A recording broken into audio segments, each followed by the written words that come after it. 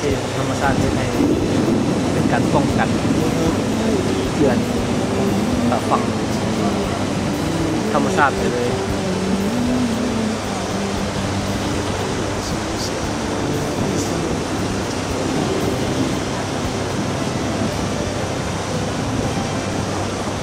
เวลาน้ำขึ้นสูงก็คงจะถึงตีน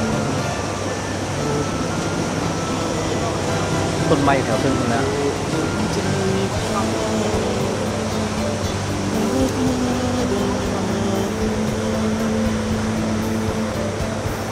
แต่จะตกอยู่ประมาณ3-4-5 เมตรสูงกว่าจากระดับที่ว่าพวกเขากำลังเบิ่งกันอยู่ในรูปภาพในขณะนี้ก็หมายถึงว่าพวกงูหินทั้งหลายนี่ก็คงจะท่วมเดิม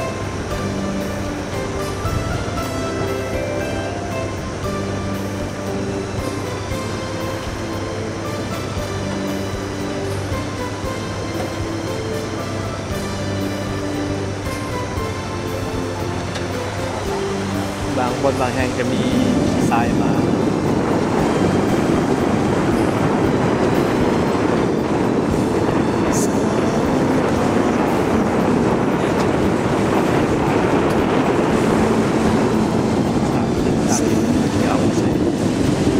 แต่เขาก็บอกว่าเวลาออกไปมันจะ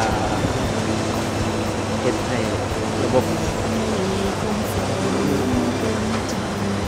การใส่ของน้ำฟองเป็นอะไร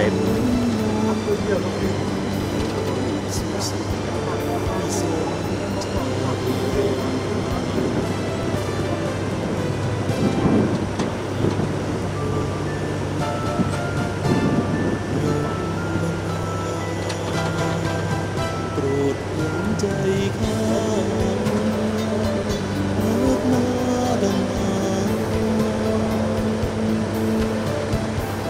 เสียงเพลงข้าจากใจฮักเธอฮักถ้าไม่ให้ขับเองโดยบูจากทางจากแล้วก็คงจะอ่อนจากลงหน่อยหนึ่งแล้วตอนนี้พอบูจะขึ้นไปทางใดแต่คงจะแม่นไปซื้อเนาะโอ้งนหิน